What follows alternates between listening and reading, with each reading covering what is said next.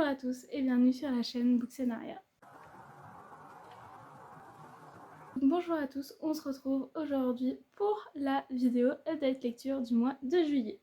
On était sur un bon mois parce que, et encore j'en ai oublié un, on est à 10 romans et 7 mangas, parce que je crois que je l'ai oublié dans mes comptes. J'ai oublié un manga dans mes comptes. Mais on est plutôt bien. On est plutôt bien reparti ce mois-ci, parce que si vous me suivez, vous avez bien vu que ça a pas mal descendu ces derniers mois, entre début d'année et maintenant.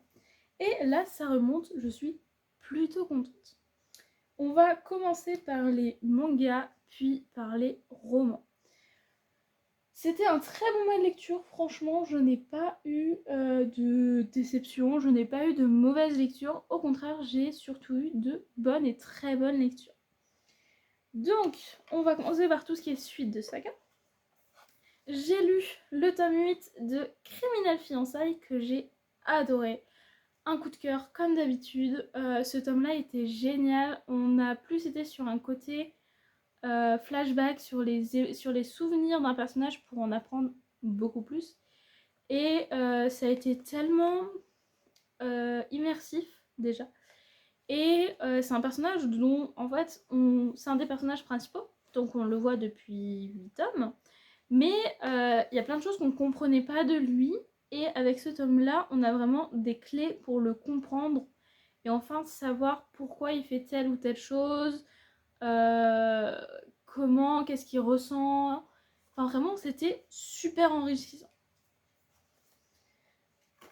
Ensuite, j'ai lu la suite des carnets de l'apothicaire, donc là on était sur le tome 13. Voilà, pareil, toujours aussi bien, toujours aussi... voilà. Là je crois qu'on était un tome un peu plus calme, je crois. Je l'ai lu dès que je l'ai eu, mais ça reste toujours aussi bien. J'ai super hâte d'avoir la suite, comme d'habitude. Alors, pour celui-ci, je vous montre qu'un seul des tomes, voilà, parce que j'ai pas récupéré, enfin les autres sont rangés.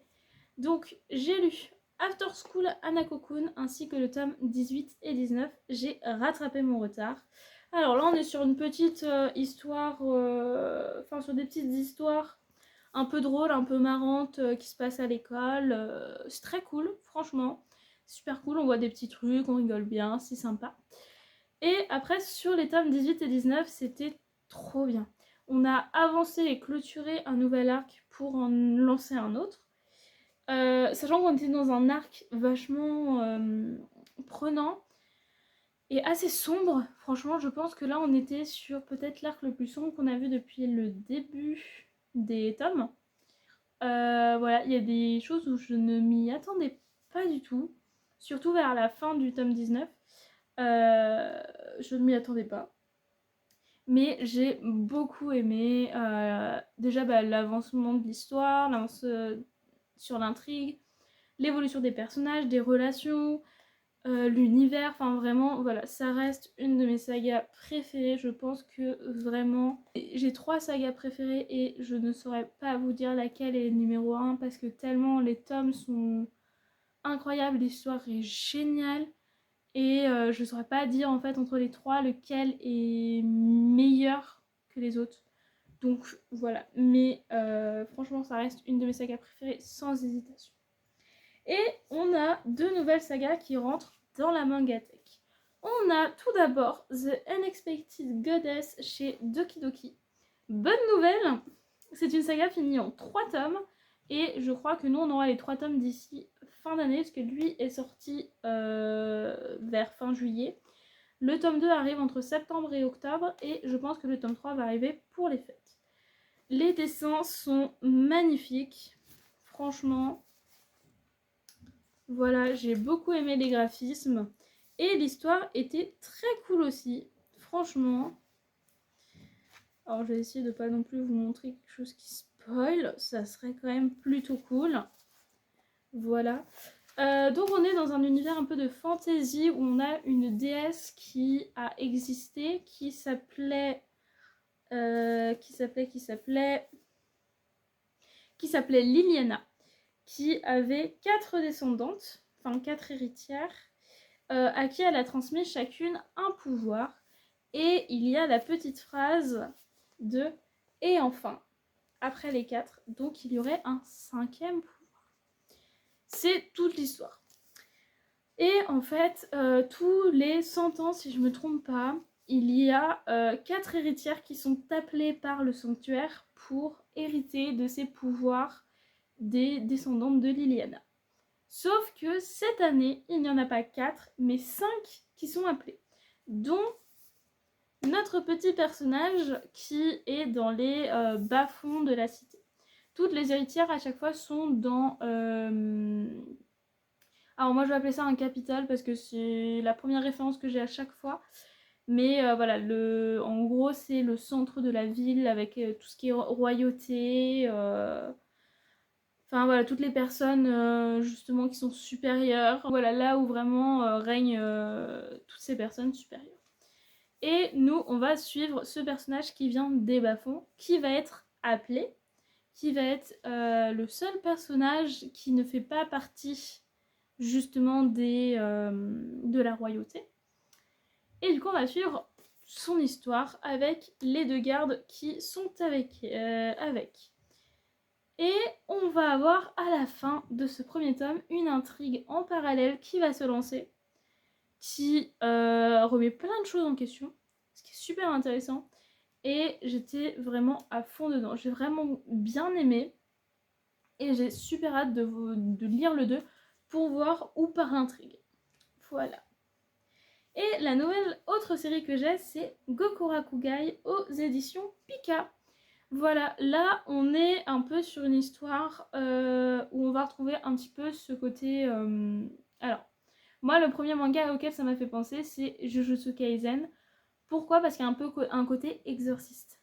Dans cet univers-là, on va suivre ces 2 personnages, donc Tao et Alma, si je ne me trompe pas sur les prénoms, c'est ça. Tao qui, au début, je ne savais pas que c'était une femme. Voilà, je me suis dit, c'est 2 très beaux personnages. Pour Alma, on se doute que c'est un homme, mais Tao, je n'avais aucune idée.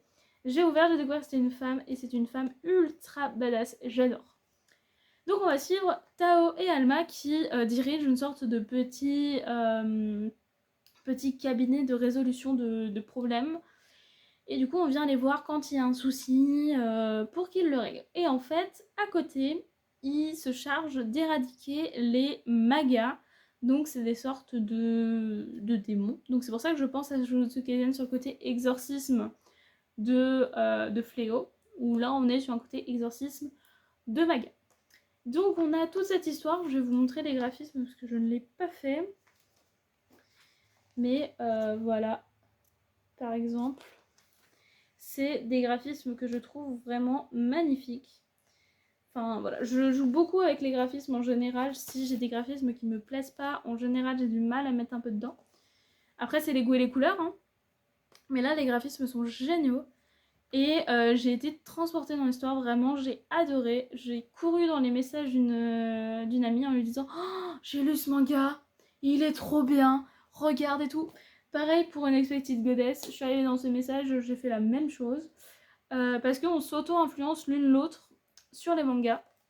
Donc voilà. Actuellement, le tome 2 va sortir dans 3 semaines, si je ne me trompe pas. Et je crois que le tome 3 est prévu pour fin d'année. Mais j'ai découvert qu'au Japon, en VO, ils étaient rendus au tome 3 aussi. Et que ça faisait 1 an que le tome 3 était sorti. Donc je ne sais pas s'il est en arrêt, s'il est en pause, s'il est fini. J'en ai aucune idée. Mais j'espère qu'il n'est pas arrêté ou qu'il n'est pas en pause et qu'on aura la suite. Après, à voir pourquoi. Mais en tout cas, j'ai vraiment adoré. Voilà. Ensuite, on va passer au roman. Je vais commencer par tous ceux qui sont en e-book. Comme ça sera fait. J'en ai lu en e-book 3. J'ai lu 3 romans en e-book et le reste était en physique. J'essaye de privilégier ma palle physique parce que, alors je vais souvent revenir dessus, vous allez souvent l'entendre sur le mois d'août, mais comme j'ai mon anniversaire, j'essaye de désengorger ma palle pour pouvoir limiter la casse. Et même en général, j'aimerais essayer de désengorger ma palle pour avoir au minimum 5 à 10 livres dans ma palle et ne comptant pas tout ce qui est VO, hein, bien sûr, qu'en comptant les français pour avoir une palle qui est assez petite et pour être assez tranquille en général, voilà, de pas me dire que j'ai énormément de livres à lire. Et mon chéri m'avait dit que, alors mon chéri m'aide à me réguler pour que j'achète pas trop de romans, enfin trop de livres, et il m'a dit mais là déjà t'en as combien à lire? Moi là actuellement j'ai une palle de 35-40 romans, et il m'a dit que lui son seuil d'une palle raisonnable c'est 5, en ne comptant pas du coup les VO. Donc je suis en mode ok, bon. Je me suis dit moi je vais essayer de descendre à 10, parce que si je suis sur un rythme de 10 livres par mois, bah si j'en ai que 5, bah du coup voilà. Après je peux pallier avec les lectures audio et les lectures en e-book, mais voilà, j'essaye d'en avoir entre 5 à 10 dans ma palle, donc j'en ai encore pas mal à descendre, mais j'essaye de privilégier les physiques pour désengorger le plus possible. Voilà. Du coup, j'ai fini en début du mois, enfin je l'ai lu et fini en globalité en début du mois. C'était Un été pour te retrouver de Morgane Moncomble, que j'ai lu en lecture commune. Voilà, ça a été un coup de cœur, je crois que c'est mon top 1 de la saga Suzanne. C'était une lecture très particulière. Je sais que Morgane justement, alors je ne vais pas trop rentrer dans le détail du livre. Pourquoi? Parce que Morgane nous a demandé de ne pas spoiler, de ne pas donner trop d'informations sur le livre pour que chacun et chacune puisse le découvrir. Donc je vais essayer de rester assez large sur ce que je vais dire. Voilà. Donc je sais qu'elle a choisi de partir sur quelque chose d'un peu particulier, qu'elle a pris un défi et ça plaît ou ça plaît pas. Personnellement, moi ça m'a plu. Voilà. On va suivre du coup Andrea et Jasmine qui sont le premier amour de l'un et de l'autre et qui se donnent un été pour pouvoir se retrouver lors d'un road trip en Italie pour le mariage de leur amie. Donc voilà. Ce qui est cool parce qu'on voyage en Italie et j'aime beaucoup l'Italie, donc franchement j'étais à fond sur le côté voyage. On rencontre d'autres personnages, dont un certain personnage masculin qui est devenu mon numéro 1 des hommes de Morgane Moncomble à l'heure actuelle. Voilà. On a eu quand même pas mal de petites rêves Ghibli à l'intérieur que j'ai beaucoup apprécié. Sachant qu'à la fin, avec les copines avec qui je le lisais, on s'est revu le château ambulant. Voilà, je vous laisse redécouvrir pourquoi quand vous lirez Un été pour te retrouver. Mais on s'est fait un château ambulant juste après et on était à fond dedans parce que c'est un de nos films préférés aux 3 personnes, enfin à nous 3, les 3 qu'on a regardé. Mais voilà, j'ai beaucoup aimé, c'est un livre qui a été assez dur par moments, donc je suis bien contente d'avoir une copine où on lisait en même temps et qu'on avait à peu près le même rythme. J'en suis bien contente parce que vraiment, il y a eu un passage vraiment dur. Donc voilà. Mais hormis cela, c'était vraiment très bien. J'ai eu un bémol avec les filles, qu'on en a beaucoup discuté. Mais après, je pense que c'était un peu compliqué de... Voilà. C'est compliqué de donner des choses sans pouvoir réellement entrer dans le détail. Mais je sais que les personnes qui l'ont lu comprendront.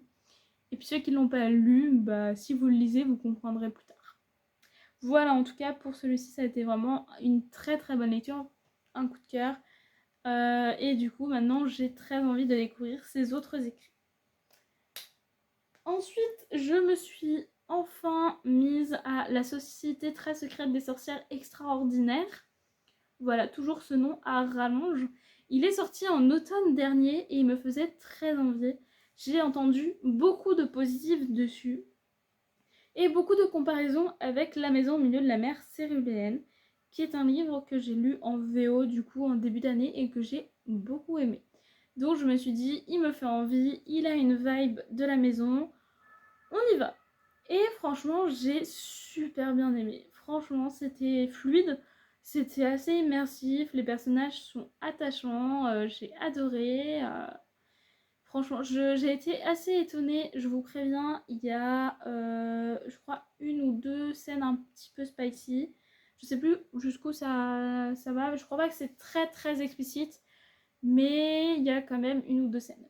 Voilà, j'étais très étonnée, je sais que quand il est sorti, ça avait étonné plus d'une personne.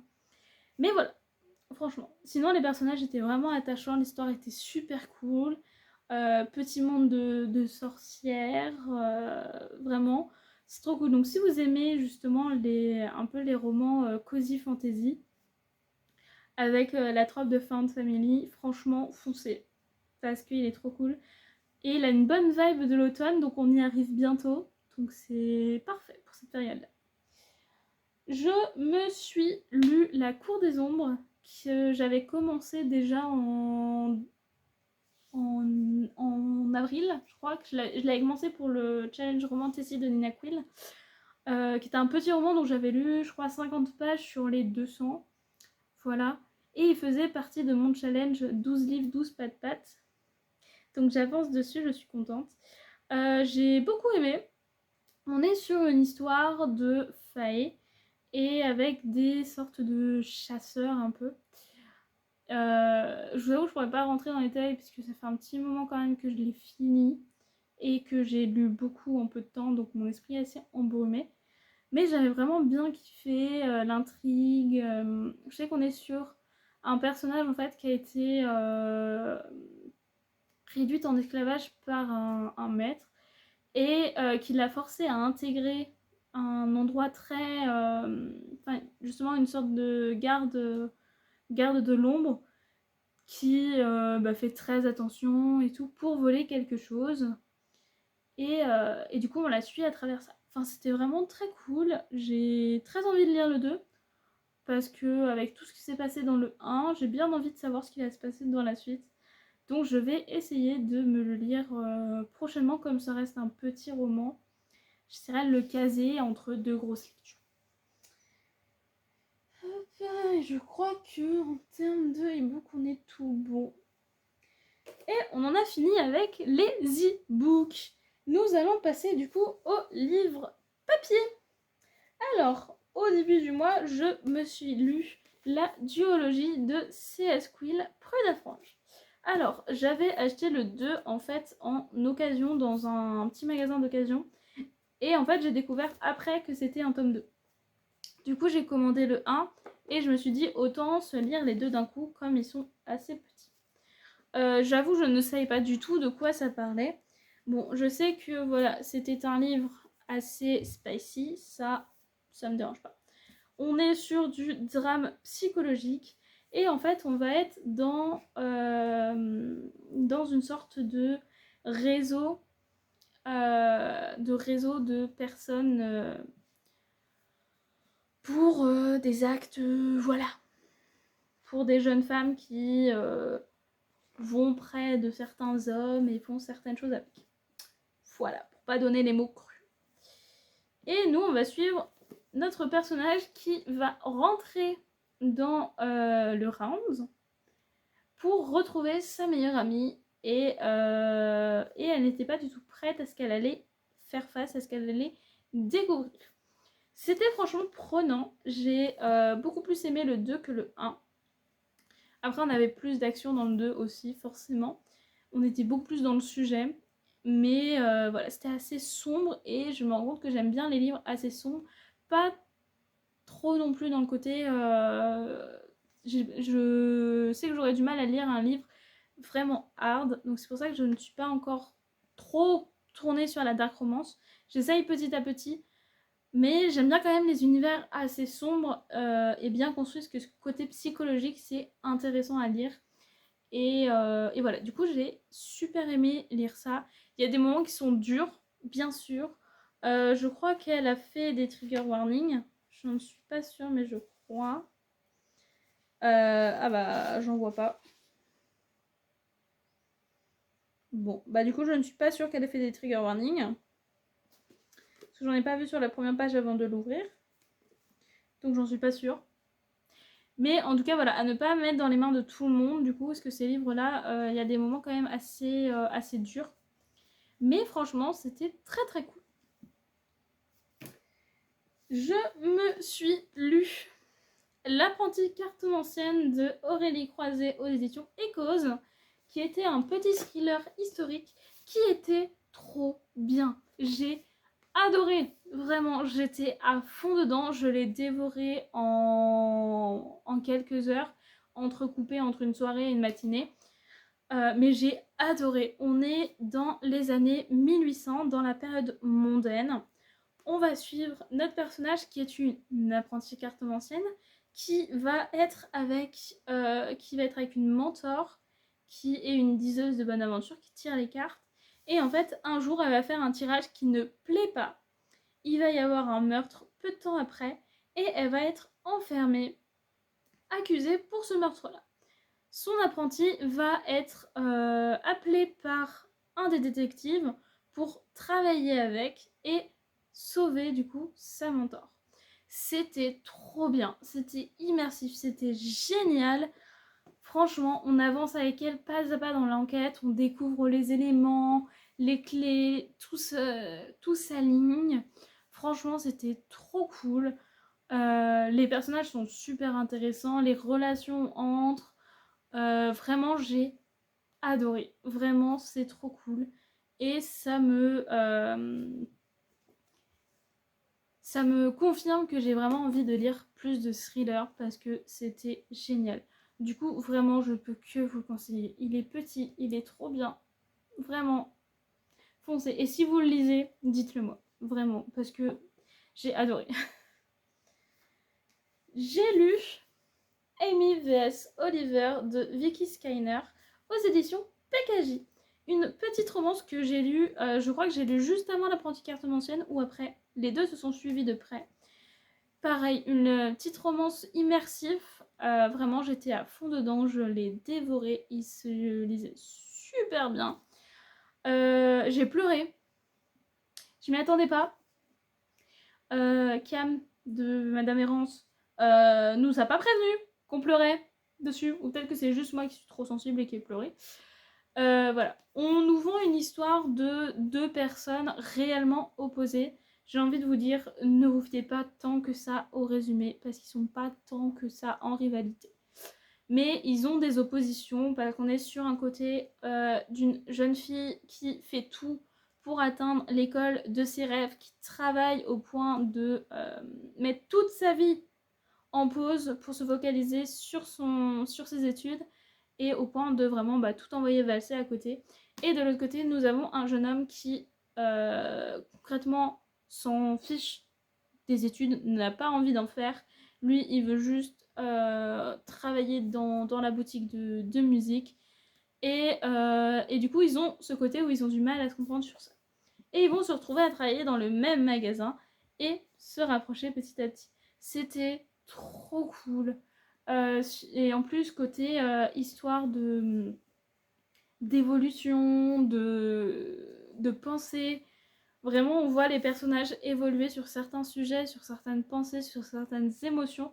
Et c'était super intéressant. J'ai adoré. Vraiment, j'ai eu un très beau coup de cœur dessus. Il m'a fait beaucoup de bien, même si j'ai beaucoup pleuré. J'ai adoré.